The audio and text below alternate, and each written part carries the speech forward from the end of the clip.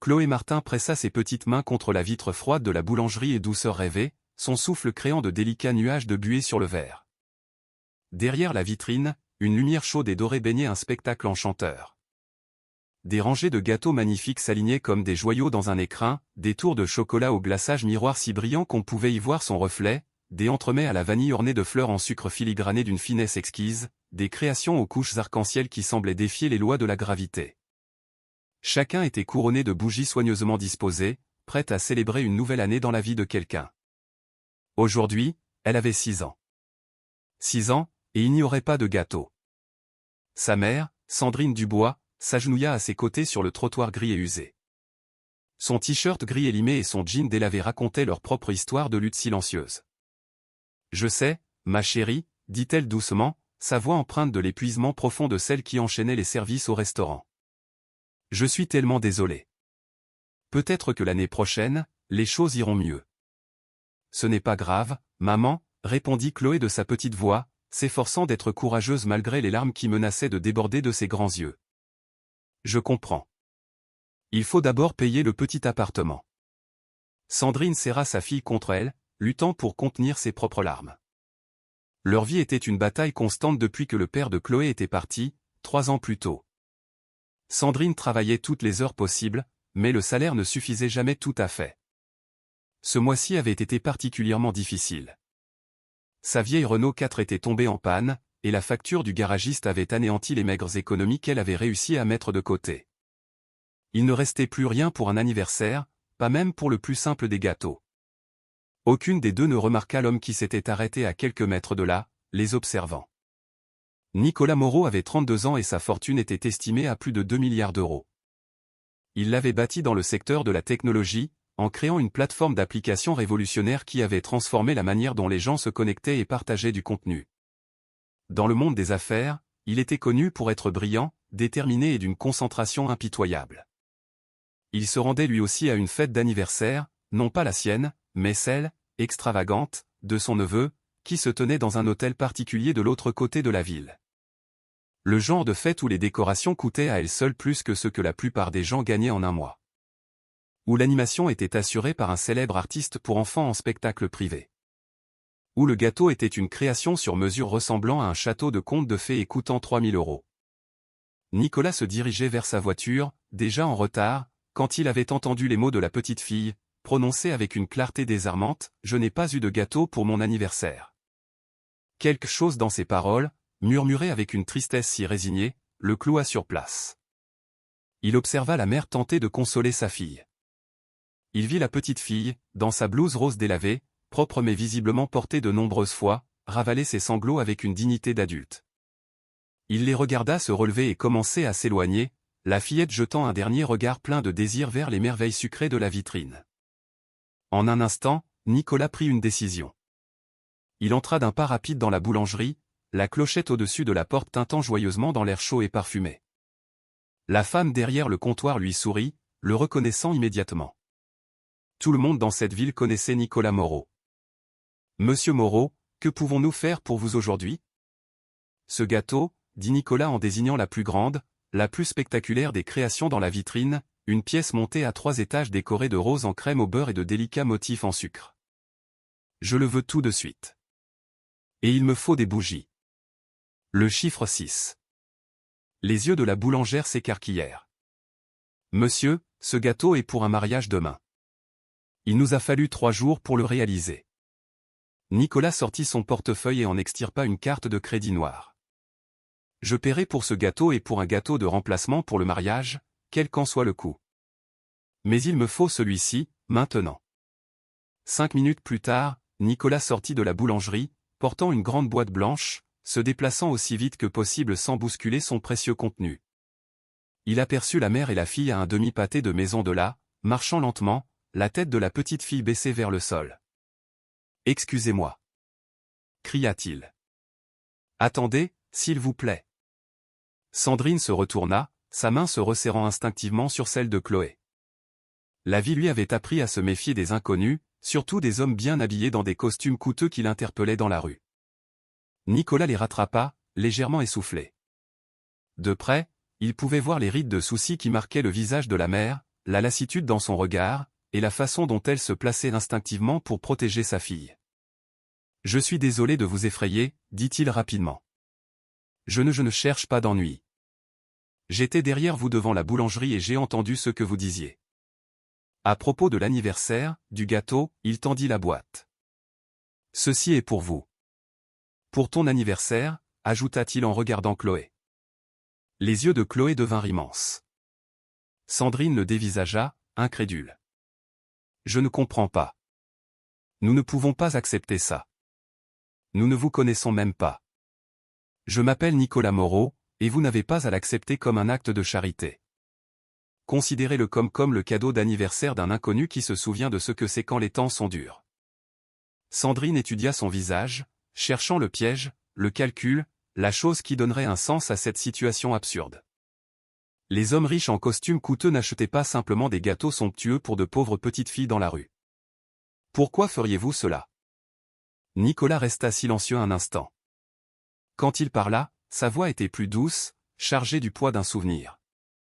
Parce que quand j'avais 7 ans, mon anniversaire est tombé juste après le départ de mon père. Ma mère cumulait 3 emplois pour nous maintenir à flot. Elle a complètement oublié mon anniversaire.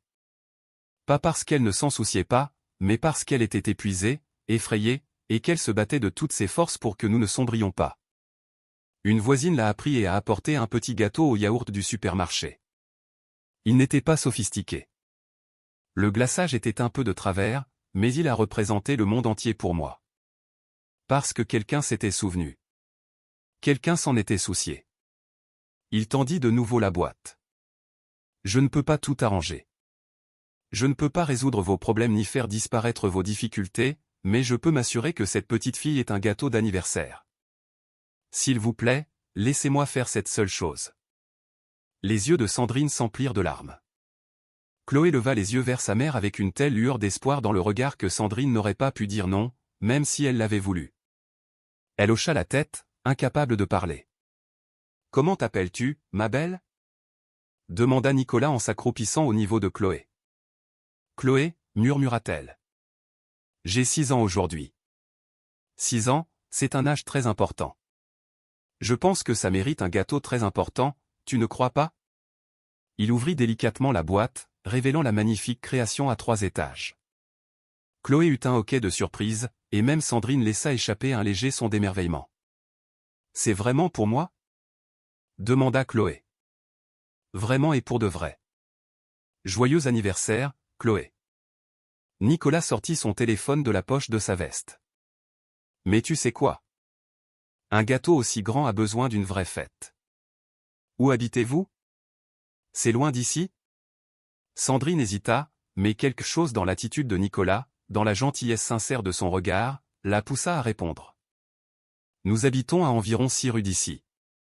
Dans un immeuble ancien, voulez-vous que je vous conduise? Ma voiture est juste au coin de la rue, et j'aimerais vous aider à porter le gâteau. Je détesterais qu'il s'abîme après tous ses efforts. » C'est ainsi que Sandrine et Chloé se retrouvèrent dans la déesse noire élégante de Nicolas Moreau. Nicolas avait insisté pour installer Chloé sur le siège arrière, bouclant soigneusement sa ceinture, s'assurant qu'elle était en sécurité. Il conduisit lentement, prudemment, traitant ses passagères avec la même attention qu'il aurait accordée à des membres de la royauté. Quand ils arrivèrent devant l'immeuble, Nicolas se gara et les aida à monter le gâteau jusqu'à leur étage. Le petit appartement de Sandrine était modeste, juste une chambre qu'elle partageait avec Chloé, un minuscule salon et une cuisine à peine assez grande pour s'y retourner, mais il était impeccablement propre et rempli de signes d'amour. Les dessins de Chloé étaient affichés sur les murs, des livres de la bibliothèque municipale étaient empilés sur une étagère, un bocal de fleurs des champs trônait sur le rebord de la fenêtre. Nicolas posa la boîte à gâteaux sur la petite table de la cuisine pendant que Sandrine faisait de la place, écartant le dîner simple qu'elle avait prévu aux des tartines et des fruits, le meilleur qu'elle pouvait se permettre. « Avez-vous des assiettes ?» demanda Nicolas. « Et un couteau pour couper le gâteau ?» Tandis que Sandrine rassemblait le nécessaire, Nicolas observa l'appartement, le voyant vraiment. Les meubles étaient de seconde main et usés. Le seul ventilateur à la fenêtre tournait à plein régime contre la chaleur estivale, car il n'y avait pas de climatisation. La télévision était vieille et petite. Mais il y avait aussi des signes d'une détermination féroce. L'appartement était d'une propreté méticuleuse. Les quelques vêtements de Chloé étaient soigneusement pliés, et il se dégageait du lieu une dignité maintenue malgré des circonstances accablantes. Il pensa à son appartement de luxe de l'autre côté de la ville, avec ses baies vitrées et ses meubles de designer, qu'il remarquait à peine. Il pensa à la fête d'anniversaire de son neveu, qu'il était maintenant en train de manquer complètement. Il avait envoyé un texto à sa sœur, expliquant qu'il avait une urgence. C'en était une, en quelque sorte, mais pas du genre auquel on pourrait s'attendre. « Puis-je utiliser vos toilettes ?» demanda-t-il. Pendant que Sandrine finissait de tout préparer, Nicolas s'excusa et passa un appel téléphonique. Quand il revint, il avait soigneusement composé son expression pour ne rien laisser paraître. Ils chantèrent « Joyeux anniversaire » à Chloé, sa petite voix se mêlant à celle, plus haute, de sa mère et au ton plus grave de Nicolas. Quand Chloé souffla les bougies, elle ferma les yeux si fort que tout son visage se plissa. « Que as-tu souhaité » demanda Nicolas. « Elle ne peut pas te le dire » intervint rapidement Sandrine. « Sinon, ça ne se réalisera pas. » « Vous avez absolument raison. Toutes mes excuses. » Nicolas sourit à Chloé.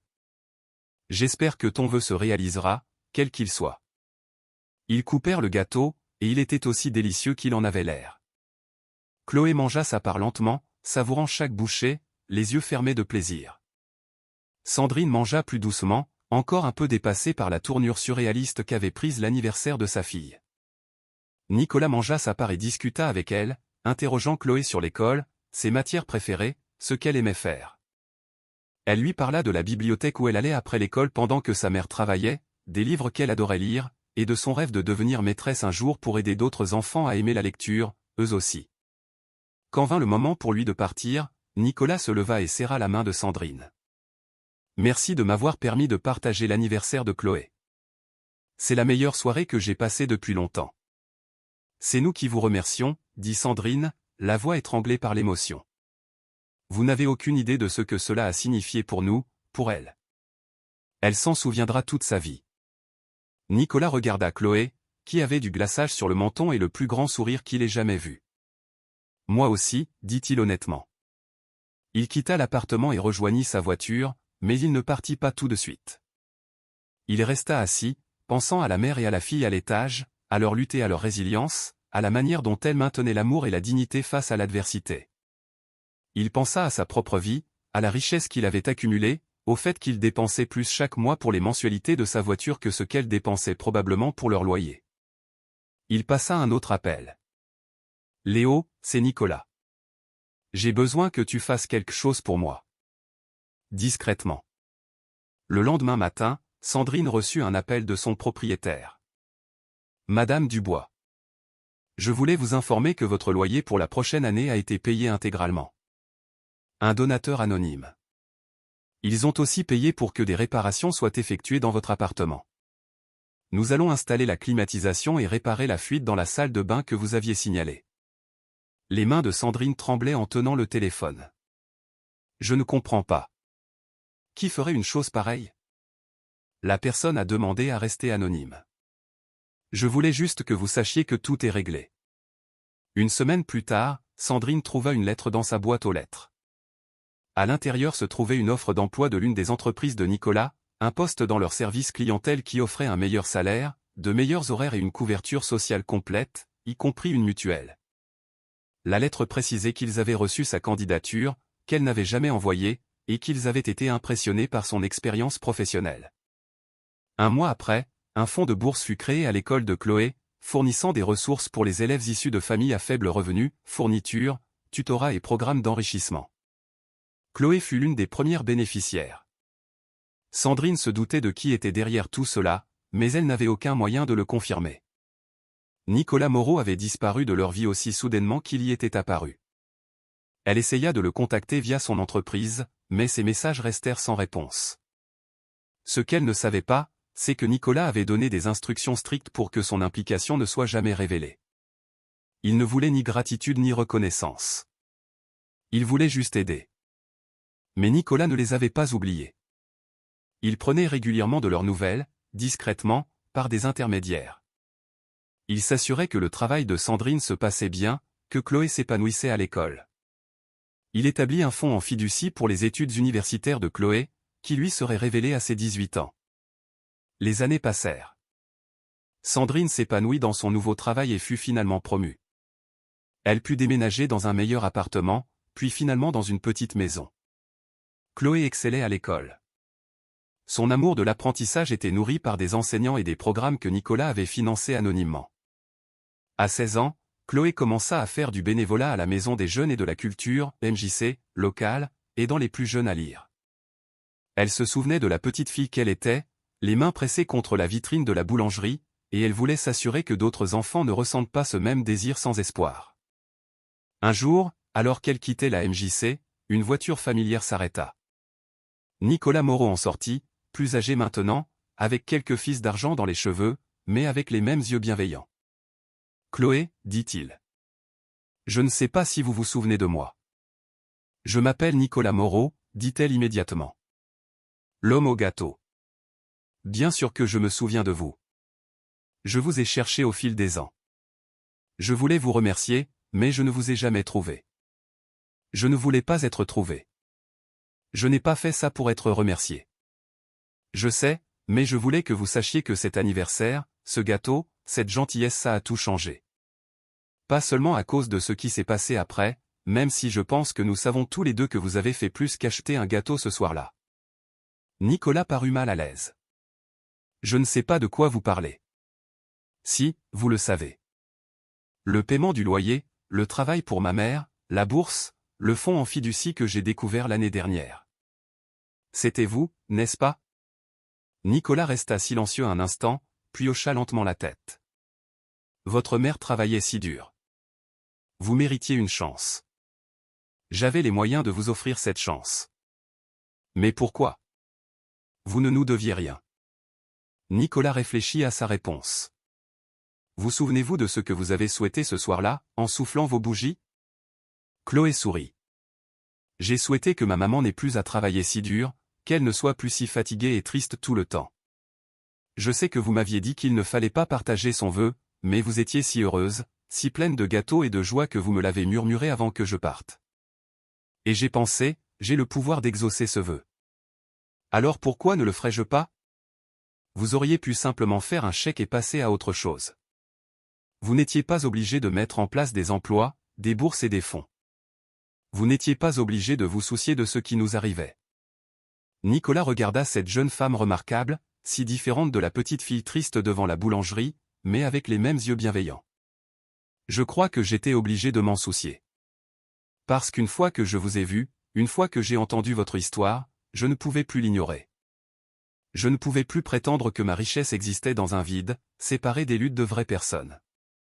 Vous m'avez appris quelque chose ce soir-là, Chloé. Quoi donc? Qu'être riche, ce n'est pas une question de combien on possède. C'est une question de ce qu'on en fait.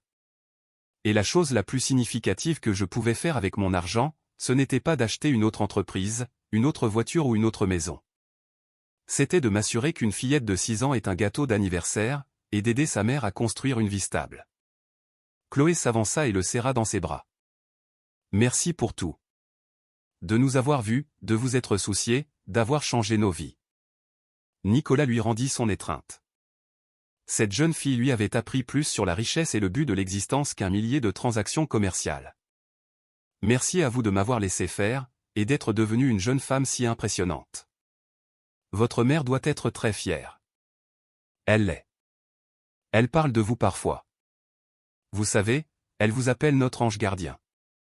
Je ne suis pas un ange. Juste un homme qui se trouvait au bon endroit au bon moment. Non, dit Chloé fermement. Vous étiez un homme qui a choisi de s'arrêter. Qui a choisi de se soucier. Qui a choisi d'agir. La plupart des gens seraient passés à côté de nous ce soir-là. Pas vous. C'était un choix. Et il a compté. Nicolas quitta cette rencontre les larmes aux yeux. Il avait bâti un empire commercial, révolutionné une industrie et gagné des milliards d'euros, mais rien dans sa carrière n'avait jamais semblé aussi significatif que ce simple acte de gentillesse, un soir ordinaire, 10 ans plus tôt. Il avait pensé qu'il les aidait. Mais elle l'avait aidé tout autant, peut-être même plus. Elle lui avait rappelé pourquoi la richesse importait, Non pas pour ce qu'elle pouvait acheter pour soi, mais pour ce qu'elle pouvait faire pour les autres. Des années plus tard, lorsque Chloé obtint son diplôme de l'université avec mention et commença sa carrière d'enseignante, Nicolas assista à sa cérémonie de remise des diplômes. Il s'assit dans le public avec Sandrine, qui était devenue une amie au fil des ans, et regarda Chloé recevoir son diplôme. Dans son discours, Chloé parla d'un anniversaire, quand elle avait 6 ans, où un inconnu avait vu sa tristesse et avait choisi de faire quelque chose. Elle expliqua comment cet unique acte de gentillesse avait eu un effet d'entraînement, changeant non seulement cette journée, mais toute la trajectoire de sa vie. J'ai appris ce jour-là que nous avons tous le pouvoir de changer la vie de quelqu'un, dit-elle aux diplômés assemblés. Peut-être pas avec des millions d'euros ou des cadeaux extravagants, mais avec de l'attention, avec de la sollicitude, avec le simple choix de voir la douleur de quelqu'un d'autre et d'y répondre avec compassion. Elle regarda directement Nicolas. Quelqu'un a fait ça pour moi, et maintenant je veux passer ma vie à le faire pour les autres. C'est cela, être vraiment riche. Non pas en argent, mais dans l'impact que nous avons sur la vie des autres. Alors que le public applaudissait, Nicolas sentit Sandrine lui serrer la main. « Tu as changé nos vies », murmura-t-elle. « Tu nous as sauvés. » « Non », dit Nicolas, en regardant Chloé recevoir les félicitations de ses camarades. « Vous m'avez sauvé. Vous m'avez appris ce que tout cela signifie, à quoi tout cela sert. » Et il le pensait. Car ce soir-là, 10 ans plus tôt, quand il avait entendu une petite fille dire « Je n'ai pas eu de gâteau pour mon anniversaire », il avait reçu un cadeau. Le cadeau de voir ce qui comptait vraiment. Le cadeau de comprendre que la vraie richesse ne se mesurait pas en compte en banque, mais dans les vies que l'on touche et la différence que l'on fait. Un gâteau d'anniversaire avait tout changé. Non pas à cause de ce qu'il coûtait, mais à cause de ce qu'il représentait, quelqu'un voyant le besoin d'une autre personne et choisissant de répondre avec bienveillance. Et ce choix, ce simple moment de compassion, s'était propagé à travers les années, transformant plusieurs vies et rappelant à tous ceux qui y étaient impliqués que nous ne sommes jamais trop riches pour nous soucier, jamais trop occupés pour nous arrêter, et jamais trop importants pour voir l'humanité chez les autres. Parfois, la chose la plus puissante que nous puissions faire est simplement de prêter attention, de remarquer la petite fille triste devant la vitrine de la boulangerie, d'entendre la résignation tranquille dans la voix d'une mère, de choisir d'agir quand l'action est nécessaire. C'est ce que Nicolas avait fait. Et ce faisant, il avait appris la leçon la plus précieuse de sa vie, que le meilleur investissement qu'il ait jamais fait n'était pas dans des actions, des entreprises ou l'immobilier, mais dans le simple acte d'acheter un gâteau d'anniversaire pour l'enfant d'une inconnue, et de se soucier suffisamment pour aller jusqu'au bout.